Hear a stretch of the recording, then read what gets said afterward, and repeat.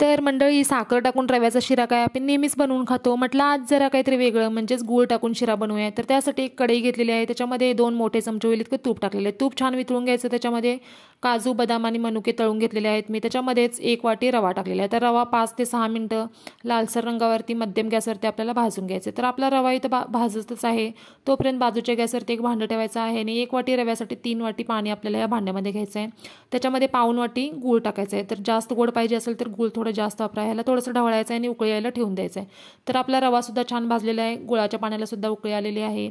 तर हे 3 वाटी गुळाचं पाणी जे आहे ते पूर्ण रव्यामध्ये टाकायचं आहे. थोडंसं ढवळून घ्यायचं. त्याच्यामध्ये वेलची पूड, फ्राय केलेलं ड्रायफ्रूट आणि अर्धा चमचा तूपसुद्धा टाकायचं आहे. याला व्यवस्थित परतून घ्यायचं आहे आणि झाकण ठेवून 3 ते 4 मिनिटं रवा आपल्याला शिजवून घ्यायचा आहे मध्यम गॅसवरती.